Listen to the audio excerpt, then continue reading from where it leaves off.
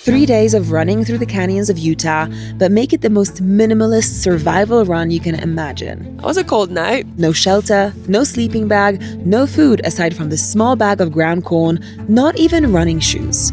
Woo! Holy shit, it's dusty. In this episode, my buddy Dan and I embark on what is known as a primitive run. On this journey, we aim to run like our Stone Age ancestors once did when they set out to hunt for animals and scout out new locations. Not sure if this was a great idea. But we are modern human beings. We gotta move. So what's it like to spend 3 days running with no food or sneakers and sleeping out in the open wild with no shelter? I guess I'm getting what I asked for. This is probably one of the wildest outdoor adventures I've ever done. This is definitely not how I imagined this trip to start, because I've had the worst cold for the last couple of days. Just all I want to do is be in bed, so congested, just feeling really iffy. And this morning, I'm about to set off on a 3-day adventure run. So Dan's gone to get some coffee and some cinnamon rolls to sweeten this morning a little bit. Meanwhile, I'm trying to pull myself together with hot tea and medicine. This is not the best start to an adventure, but if we don't do it now, we'll never do it.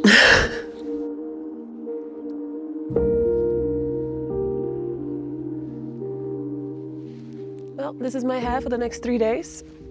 That is not going to change at all. It's not going to get brushed out or combed out. I got the coffee. We're not going to be eating much at all for the next 3 days, and this is our last gourmet luxury. Better enjoy every bite. Definitely sweetens the morning. So if we're not bringing much food, then what are we actually taking with us? The whole point of this run is that we're doing it super minimalist. I mean, if you think about going out for like a hike or a run, especially if you're staying overnight, you'd be bringing, a tent or some kind of shelter, a mattress, a sleeping bag, definitely food, a way to cook that food. Yeah. So it actually ends up being quite a lot of stuff. But, like back in the day, people didn't used to, like our ancestors didn't used to hike or run like that. So we're doing it super minimalist. So with Dan, we're gonna take you through all the things that we're taking. This is my friend Dan. Dan is a guide and wilderness survival instructor with a love for doing these wild, Stone Age-inspired adventures. He was actually part of the core team of my Nat Geo show, Super Skilled, as a producer and wrangler of all logistics. And we've been talking about doing a run like this for years now. So basically, each of us have to carry enough stuff to not die if things go catastrophically wrong. That's a big mistake a lot of people make when they're trying to go low-tech or primitive. But the point is, we'll see how much of this we can not use. But if we have to, we have water filter, you have a rain poncho, you have your one set of clothes, that's all you get for 3 days. You got a knife. I want to point out the fact that we are not bringing almost any food. This is all. How many calories did you say that this contains? That's like less than 1,000. It's probably 800. For 3 days. That's and it. This is pinole mixed with chia seeds, so it's pretty basic. And I think that's probably the thing that I'm going to struggle with the most in this challenge is not eating, because I love eating while I run or hike. You also get rock salt, so. Oh, yay! That's it. We have a steel cup for boiling water if we have to. You have your emergency backup blanket, and then you have your carry wrap. It's going to be your waist wrap to carry all this stuff aside from your backpack for your camera gear and basics. That's it. That is our entire kit for 3 days. I'm bringing a few extra things as a guide. I'm going to bring our map and compass and a GPS in case we have to call in search and rescue. And one more thing that I've kind of been taking for granted, but it is kind of not normal at all if you really think about it. We're going to be running in these bad boys. Little sandals, little running sandals, not running shoes. But honestly, probably the most common and most used footwear for running or walking or hiking in the entire world. Running trainers are a pretty recent invention, so humans have actually used something like this for the vast majority of our existence. So while it seems weird to a lot of people today, it's not that weird. I've seen Sherpas on Everest going up to base camp in sandals. Flip-flops. Yeah. Yes. So. The thing is that I'm actually filming this adventure, which means that I've got to bring some camera gear to immortalize it for the generations to come, which makes my pack a little heavier than it normally would be. But that's how you guys get to actually watch this video. Some batteries, some chargers, my puffy, scarf, socks, sleeping trousers, sunscreen, head torch. That is probably the lightest backpack I have ever run with. And half of it's camera gear. Ready to go? I think we're ready to go. Let's do it. You might be wondering, why do this? Why make this so much more difficult than it actually needs to be? Well, here's my hot take. We have a million gadgets available to optimize every single sport that we do. Extra padded shoes promising to turn you into the next marathon champion, aerodynamic underwear, performance-enhancing electrolytes. Sometimes I feel like running has become more about how you optimize yourself than about the actual running. So what happens when you strip away all the noise and leave yourself with the bare minimum? Just like our ancestors did. That's what I'm much more curious about than the next high-performance gadget. I'm really starting to feel this cold coming back, quite clogged up and congested in my chest and my nose. Turns out, our run would bring us much closer to our ancestors, not just in the style of our run, but also in our choice of running route, a landscape where humans have dwelled and thrived for thousands of years.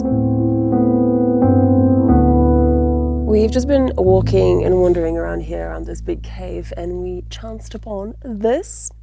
These are actually original wall paintings, they're quite ancient. About 2,000 years old, from a culture called the Fremont culture. There were hunter-gatherers running around here like we are. And they also cultivated corn in some places. It's super awesome culture. Makes you think that, we're out here doing this primitive run where not that long ago, people actually lived here, thrived here in this environment, and this was their home, right? A place that we now see as inhospitable actually wasn't. People think of deserts as really scary, dangerous places for living. These are bread baskets. These are amazing places to live. What have we here? These are sumac berries, and this one's pretty tapped out, but you said your throat's feeling pretty dry, and you'll find that these tend to get the saliva flowing. Oh, they're so sweet. They call this the lemonade berry tree. This is a type of sumac. But it's amazing because it tastes like they're coated with sour type of sugar, what are they called? Sour Patch Kids? Sour Patch Kids. Call them the natural sour Patch Kids. Oh my God. The rules of our run are simple. We may not have brought much food with us, but we are allowed to forage for snacks. Depending on the season, there can actually be a ton of wild edibles out here, but today the sumac berries would have to suffice. Though honestly, it's kind of hard to focus on hunger when you're in a place like this. These canyon systems in Utah are basically massive mazes of rock carved over millions upon millions of years. And although we're technically in a high desert environment, there's water here and lush greenery. This place feels so very alive.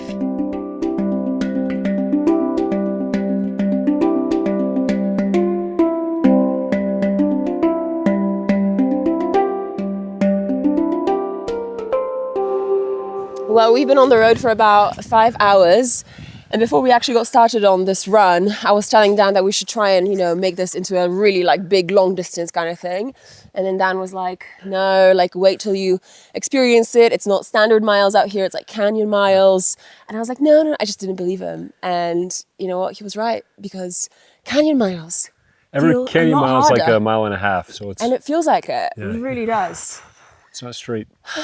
So we're going to start looking for a spot to call home for tonight. The plan is to dump our stuff here in order to save some energy while we look for a spot to camp somewhere within a close radius.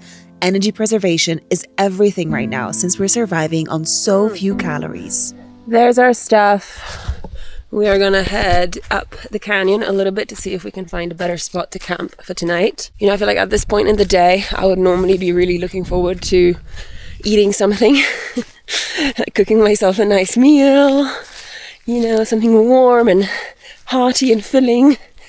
Today, we don't have that.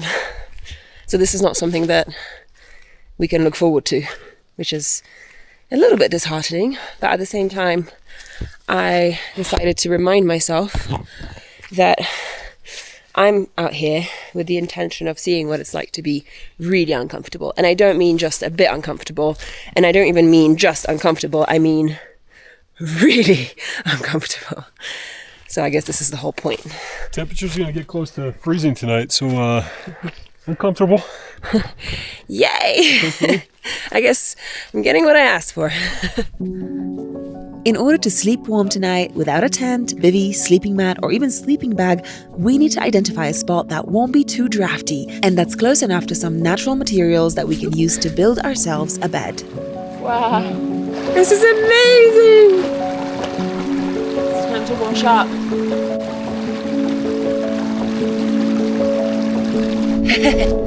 Not sure if this was a great idea because it's quite chilly.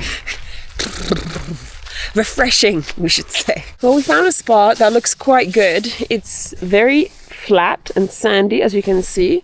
I feel like it's got a good vibe to it. It's right next to the beautiful creek, but we just need to figure out if we can gather enough leaves to make bedding. This is the difference between us hating ourselves tonight or dying of hypothermia and feeling really comfortable like a squirrel in a nest. We definitely want to be the squirrels and not the people dying of hypothermia.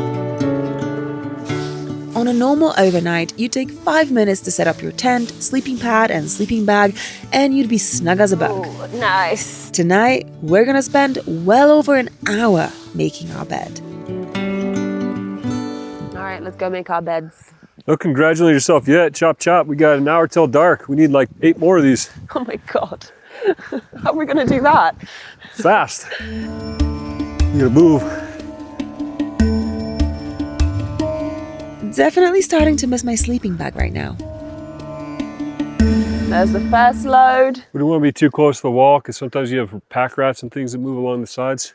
I have some experience sleeping on an island full of rats, and I do not want to repeat that experience ever again. So It's 11 o'clock and I've been woken up by a bunch of rats running over me. Yep, I actually slept without a tent on a legit rat-infested island once. Never doing that again. it's pretty cozy. Not once we smash it down. Oh, really? Yeah, it's gonna get real smashed. So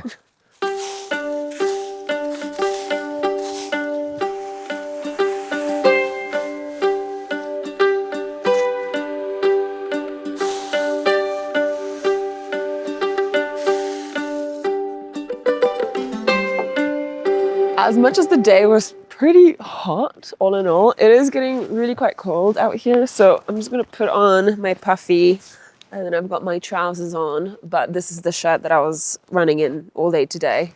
So beyond these things and a pair of socks, I don't have anything else to wear tonight. So it could be quite cold. Dan doesn't even have long pants. He's buckskin short in it. And I think we're both quite tired now. So we are gonna have some of this pinole. This is our only food that we have for this entire trip. we gotta eat it cold because we can't have a fire. Can't have a fire, which is so sad, unfortunately. That's less than a cheeseburger. Okay. And that's your calories for the entire What a 3 days. great comparison. Less than a cheeseburger. Especially because we're in America. Yeah. So cheeseburgers. America. I want a cheeseburger so bad right now. I want a pizza. Oh. Okay, let's have the pinole. Woo! Pinole! Okay, well, I'm gonna ration this since I don't wanna run out of food. So I'm just gonna have a little bit. At this point, you might be wondering what pinole actually is. The short answer, ground I'm maize. gonna have to leave this for the next 2 days. Imagine making a bunch of popcorn and grinding it down to a fine powder, then mixing it with water to make a paste. No spoon, so I use a stick. But pinole is considered to be a superfood, capable of fueling travelers on very long days on foot in some of the driest, gnarliest places in the world. This is very fine pinole. And that's all because it provides a slow and steady release of energy. If you've watched Super Skilled or read Born to Run, you'll know it to be the staple food of the legendary Raramuri runners of Mexico's Copper Canyon. It's not bad. It's not bad. So you wouldn't recommend drinking your own pee if you're really hungry or thirsty? I would say that's an absolute no, despite what you see on television by certain personalities. Anything over 1% salt concentration, aside from all the other bad toxins in pee, your body can't absorb it. So your body will hunt for water to pull it out. So no. Don't do it. You're better off not drinking your own pee. No pee drinking. And you can survive for many days without food. So Yes. it's not really such a big deal. actually, right? You can go 30 days without eating and still be a functional human being. You can survive many days without food. Salt, however, is pretty essential to our functioning. I don't think I can have an actual piece of salt, Dan. Yeah, you can. So you could just soak this in your water, or we could break off some pieces. Should I put it in my pinole? Yeah, you could. Just a little bit. I want to, if you're not going to eat it all, eat some. That's it. Thank You you. need electrolytes. You know, weirdly enough, I'm not feeling like super hungry.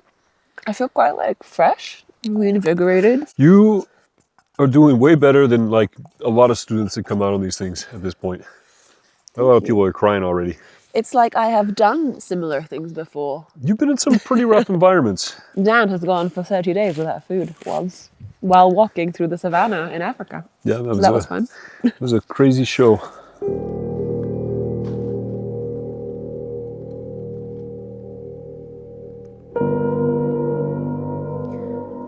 The moment has come to test out the bed. So I've got my silk sheet here. Now this stuff isn't exactly super warm, but it is a little warm. And I think very importantly, it's gonna keep me a little bit sheltered from all the leaves. Oh, whee! Holy shit, it's dusty. Ugh. But it's quite soft. It's actually quite nice. Got my kit here, all my batteries. So we can keep filming tomorrow. Nice and cozy. And Dan said that this is when I need to unveil the leaf duvet. So this is what we're gonna do now. The idea here is to pull the blanket with leaves on top over ourselves, basically like a duvet of leaves. Underneath this thick layer of dry leaves, we should theoretically stay somewhat warm. This is actually surprisingly comfortable, Dan. I'm really impressed with us. This bed of leaves is of excellent quality. You're Dan. on my side though, so I am on your side? you're on my side. Well, no, I'm You on took my up like side. 90% of the bed. That's so not Up on the true. wall here. I am like definitely within the limits of my half. Fair enough. But I am, It was easier than building 2 beds. and I am very satisfied with the quality of this bed and bedding. It's very soft and very, very warm. My feet are actually extremely warm. I'm kind of roasting right now. Yeah. If it's like this when it drops down to like freezing tonight, we're gonna be good. We're gonna be good. Leafs for the win. Good night.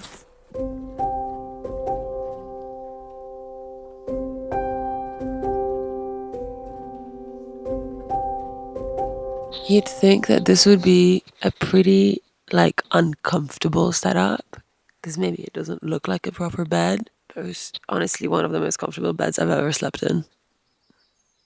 I don't know, those leaves.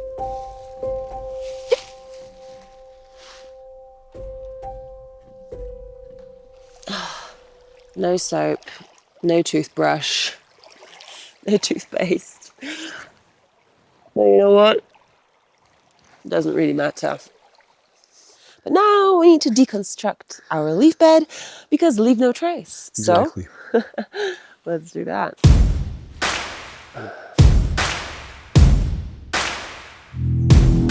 I've been thinking about trying out Dan's cool looking hip pack today. Very stylish. The more you know, the less you need to carry. So we've got Dan here showing off the latest in ancestral fashion. You've got sandals right there, pretty minimalist sandals on his feet. Instead of running shorts, he is wearing something very, very special. I'm not sure if you guys have noticed. Buckskin shorts. Yes. And then around his hips, a very cool pack. I mean, so much more functional than any Prada bag, really. I want to be as cool as Dan, and therefore I need to make myself a little hip rug. So as it turns out, your hip pack could serve as a rug and your rug could serve as a hip pack. Theoretically, if you are not carrying camera gear like me, you could do this entire run while carrying your necessities in this single hip pack. Pretty neat, no? Oh God, it's like a corset. It's gonna feel tight to start, but it'll loosen up.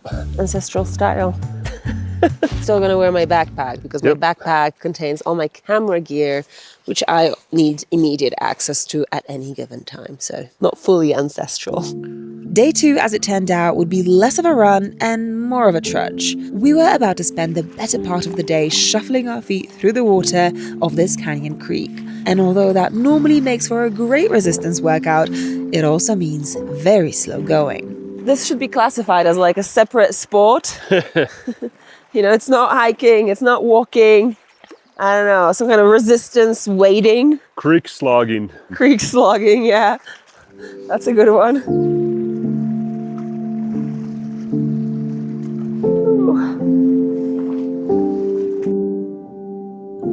It may be a slog, but it's a pretty beautiful slog. Dan also wanted to put his atlatl to a good use. This tool you see here is nicknamed the atom bomb of the Stone Age. It made humans capable of hunting large game from farther away like never before. As for us, we would be so happy with just one little fish for lunch. Alas, not so many fish in this creek, and we did not get lucky.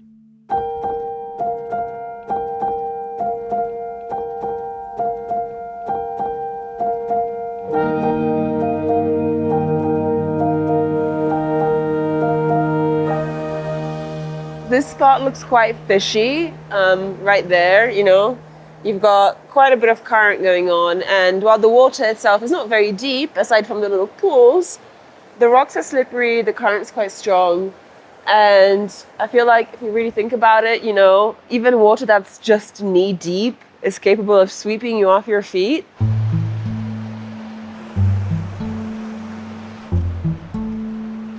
Woo! Yep. Hand, pull me out. Yeah, that's what we're talking about. Give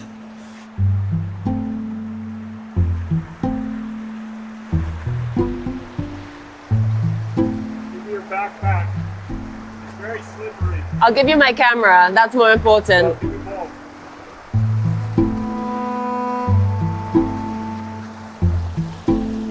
Backpack's gonna hit.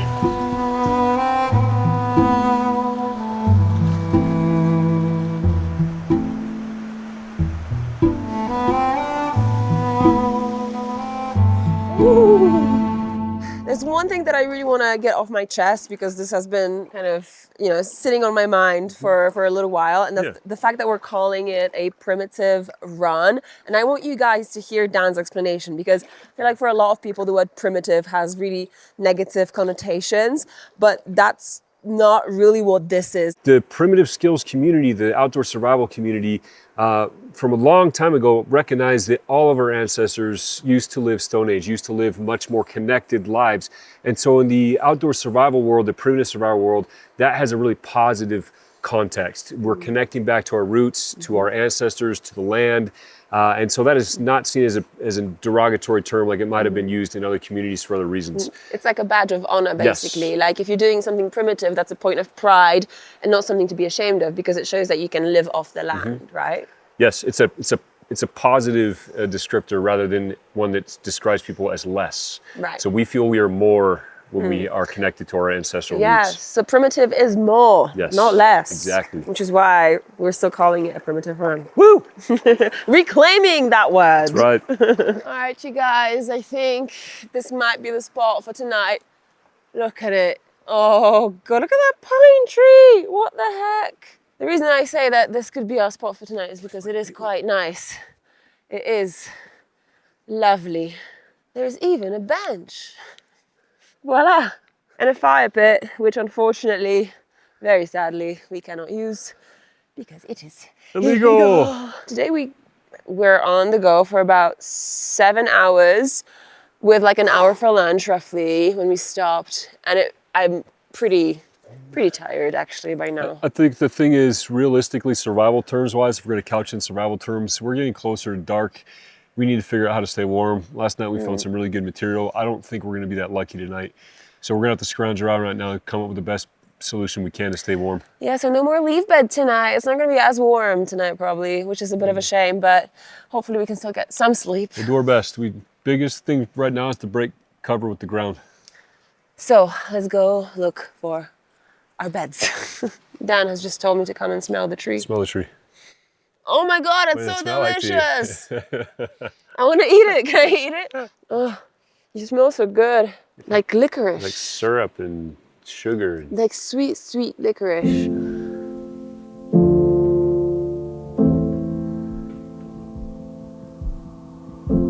Any luck?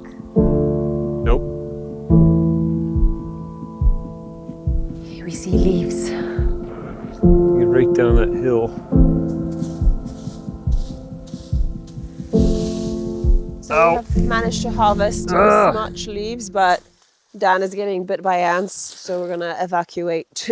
I am also getting bitten by ants now. They're all through that whole bag. Just go dump that out on the sand over there and they'll run. All right. This did not look promising. There were practically no dry leaves around, so building a bed involved piling up whatever we could find that wouldn't be infested with ants or prickly like pine needles. Mentally, we needed to prepare ourselves for the distinct possibility that tonight would likely be a long, cold night. Bed number 2 may not look as spectacular as bed number 1 did, but I'd say it looks pretty cozy. Doesn't look bad. It's dinner time, and guess what's for dinner? Yep, you guessed it right. More pinole. At this point, I'm not super hungry, to be honest, but I am a bit hungry. I can definitely feel like a sucking sensation in my stomach. But my stomach has not been rumbling yet, so that's good. But I think more importantly, or more like viscerally, I have been fantasizing about pizza for the last 4 hours, I think. So that's exactly what I'm gonna do once we get out of here. The first thing I'm gonna do is I'm gonna go and get pizza. Delicious, hot, cheesy, tomato-y pizza.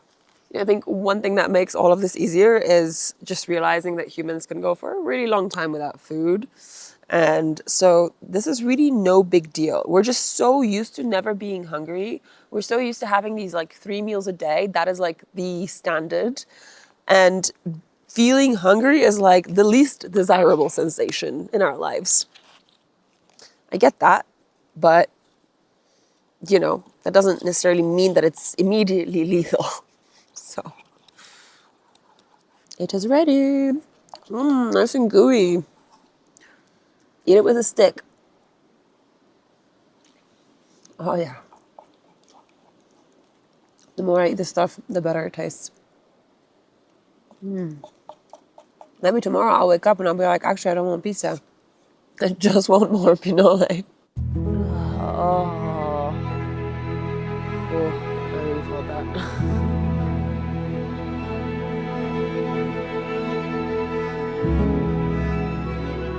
Tonight's bed is looking mighty fine, not quite as plush as the bed last night. That was really, really soft. I would say this is like a 6 out of 10, which, since we're in the wilderness, is really saying something. One of the funny things about being outdoors in places like this is that, when you're out here, you always end up missing like home comforts, right? Like nice food and snacks and like body temperature. But as soon as you're out of these places, you start to miss them terribly, and you realize that you are so incredibly lucky to be able to spend time out here. And I guess it's just always good to remind yourself that even when the going gets tough, when you're out in the outdoors, out in the wild, just remember to appreciate every single moment. Good morning. Good morning. I can't even speak. It was a cold night. Yeah. Much colder than the night before. I did not sleep very well. Kind of in and out the entire night. Which is why I look like this. Hopefully we'll manage to make it to our end destination at some point this morning. Well, maybe not this morning, but like around lunchtime. If we have enough juice left in us. I feel like I have no juice left in me. But I think I just need to wake up. Just need to get moving. There is so much power in knowing that you can go far with very little. I definitely don't recommend replicating this kind of run unless you have a survival instructor with you, because things could go wrong very quickly if you're not well prepared. But what I can recommend is returning to the essence of things. Don't obsess over running kit, just go for a run. Don't sweat it over the latest in ultralight gadgets, just go spend the night outside. Pure and simple, not necessarily every single time, but at least some of the time. That's where we camped last night, in that little patch of greenery there, somewhere around that spot. And right now we're leaving the creek behind, which means we're leaving water behind. And for the majority of today, we will not have access to water, which I think is a little scary in a way. But hopefully we will pass through little pockets of water, maybe little creeks and streams. But yeah, we may have to take it a little bit easy today.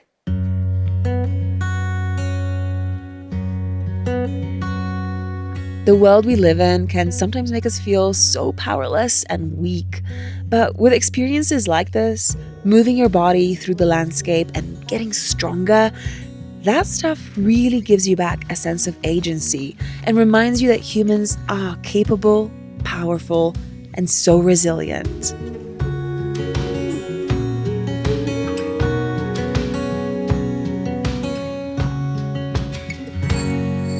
We just stopped by the side of the trail and found something quite delicious. What are these, Dan? These are manzanita, called the little apple, because they look kind of like a little apple. And when they're really sweet and ripe, they're so good. It's like almost eating those fake apple candies. Let's try. Quite tart. Right now they're tart. But like tasty. Definitely a neat little trail snack. At this point, you might be wondering what it's like to run or hike in a pair of minimalist sandals for such a long time. Well, I've been really into barefoot and minimalist running footwear for a few years, and it's been a game changer for me. Little check-in. So we're very close to the finish line, actually. We've probably got like an hour left. And I just wanted to share a little bit about how I'm feeling. My feet are feeling great. My body's actually feeling really good. But I am hungry. That's the one problem I have currently. But other than that, this has been amazing. And the fact that we have not been carrying tents or sleeping bags has made this run so much lighter. So I feel like you just don't get as tired as you would with like a big hiking backpack. So yeah, all good, except I'm really excited about that pizza now. Oh man, I'm loving it here. I'm so happy to take you out on this stretch of land. This is some of my favorite country in the world. And man, you killed it. Okay, let's go get that pizza. Do it. Woo. Not gonna lie, as much as we've both loved being out here and eating pinole, the allure of that pizza cannot be understated. We were so ready for it, but not before one last misadventure. Don't get too excited yet, Zubak.